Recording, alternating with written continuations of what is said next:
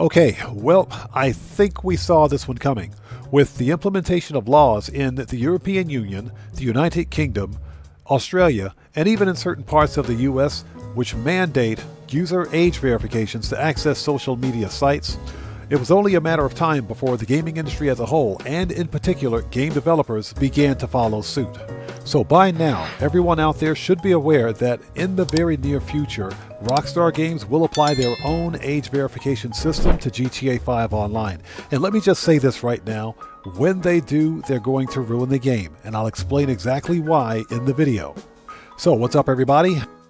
OddMan105, aka the Oddwood here, with a short talking headpiece on the state of play that is Grand Theft Auto 5 Online. So let's just get right into this. Now, this information comes directly from TezFun2 over on Twitter, and the link to his Twitter page will be in the description down below. You guys go over there and check him out. Now, according to Tez2, quote, Rockstar is planning to implement age assurance checks in the near future, rolling them out by region. You may need to verify your age to access GTA Online, or certain features like phone messages, text chat, or Snapmatic may be restricted until you verify your age. Also, in this thread, Tez states that Rockstar has the ability to target specific regions, which are largely unknown at this time, but he also believes that the UK will definitely be the first. Now, if players of GTA Online in the UK are the first ones to get hit with this age verification system, then it's probably the result of the UK's recently passed Online Safety Act, which in a recent gov.uk press release dated August 1st, 2025 states, quote, platforms are required to use secure methods like facial scans, photo IDs, and credit card checks to verify the age of their users. This means it will be much harder for under 18s to accidentally or intentionally access harmful content, unquote. Now, let's return to Tez's tweet here for just a second, because it states that you may need to verify your age to access GTA Online or certain features. Now, the assumption is that if you're a grown adult and you have either purchased your copy of Grand Theft Auto 5 Online, or perhaps maybe received a free copy from either Steam or Epic, then technically this shouldn't apply to you. But let's remember that this is Rockstar Games that we're talking about here, and whenever Rockstar implements either a new feature or adds an update to GTA 5 Online, they inadvertently break something else in the game. So it is quite possible that we as grown adults may need to verify our ages to simply play a game that we've purchased with our own money and have been playing for years. Now, on your screen right now is a sample of game code which was taken from the game files that seems to suggest how the age verification process will work. So as you can see in the very top line, it says Age Assurance QR description. Verify your age to access Grand Theft Auto Online. Age Assurance QR heading. No access. Age Assurance QR URL. Scan the QR code with your phone or visit HUD, Color, Social Club, yada yada yada yada. Now, I'm not going to read this entire thing. If you guys are interested, go to Tez's page and check it out if you want to. However, this code seems to state that players will be able to either scan a QR code, which is part of Rockstar's current two-factor authentication, or visit the Rockstar Social Club to verify their age if required and access GTA Online.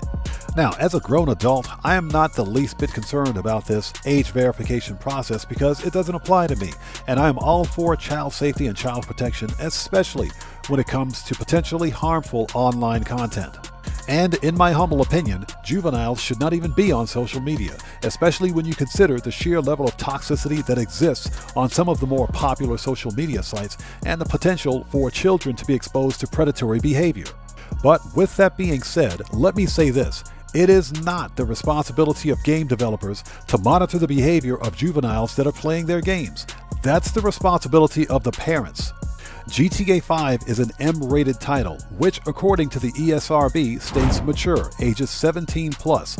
This means that no juveniles under the age of 17 should be playing this game in the first place. But I get it, that's just not reality.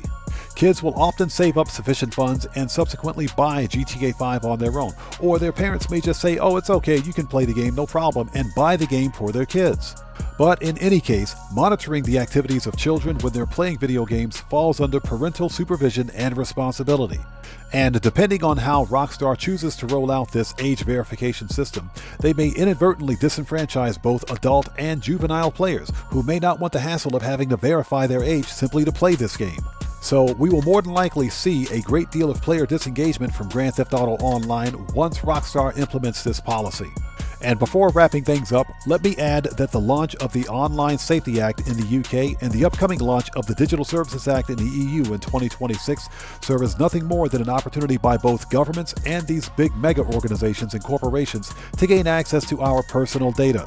Someone mentioned in one of my recent live streams that data is the new currency, and it is not a stretch to believe that these big mega corporations will sell our private data to the highest bidder.